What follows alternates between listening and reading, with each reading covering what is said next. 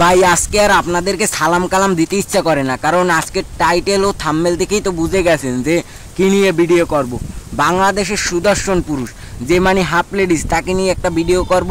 তার মানে বাংলাদেশের কিছু মানুষের রুচি সমৃদ্ধ নিয়ে করব, ভিডিও করব, যাদের রুচি এতটা নিকৃষ্ট। তো চলিয়ে শুরু করতে। বাংলাদেশে ভাই সুপারস্টার সাকিব খান থাকতে, তারপর ওই সাকিব আল হাসান থাকতে ক্রিকেটার, তামিম ইকবাল থাকতে ক্রিকেটার, ভাই এইরকম একটা ভাই বস্তির মানুষ, বস্তির পোলা দুইটা আইন না সুদর্শন পুরুষ হিসাবে গণনা করা হয়। ভাই আমার কাছে মনে হয় এই যে সুদর্শন পুরুষ, এও মনে হয় ঘুষ দিয়ে সুদর্শন পুরুষ হয়েছে, কারণ বাংলাদেশে তো ঘুষ ছাড়া কোনো কিছু হয় না।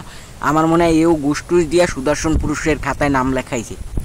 কারো চেহারা নিয়ে কথা বলতে হয় না, তাও আজকে আমি বলবো, কারণ হইলে গিয়া যার দেখেন আপনি চেহারার দিকে তাকান, দেখেন তার চেহারার চামড়া কীরকম ডইল হয়ে গেছে, সেই রকম একটা মানুষকে কীভাবে সুদর্শন পুরুষ হিসাবে গণনা করা হয়।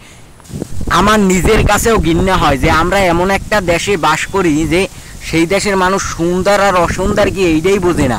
যেই দেশের মানুষ সুর চামড়াটা চায়নাগো মতন হয় তাহলেই সে সুন্দর হয়ে যায়। আমাদের বাংলাদেশে কিছু মেয়েরা আছে, আরাধ্য সুদা মেয়েরা আছে কিছু, তারা হইলে গিয়া ওই এই ছেলেরে নাকি তারা দৈনিক প্রপোজ করে, দৈনিক ই করে, তারা এই ছেলের চিন্তায় মানে রাত্রে ঘুমাইতে পারে না। এত পরিমাণ আরাধ্য হইলে তারা এই রকম একটা হাফ লেডিসের মানে পছন্দ করে, মানে তাকে প্রপোজ করে দৈনিক। আমার ভাবতেও ঘৃণা লাগে আমরা এমন একটা দেশে সহবাস করি, না মানে হইলে গিয়ে বসবাস করি আমরা এমন একটা দেশে। ভাই এসিও যদি হিরো আলমের বা কাউয়া কাদেরের যদি সুদর্শন পুরুষের খাতায় নাম লেখানো হইতে, তাও মানে আমি করে নিতাম যে তাদের লিঙ্গ আছে, তাদের সন্তানাদি হয়েছে।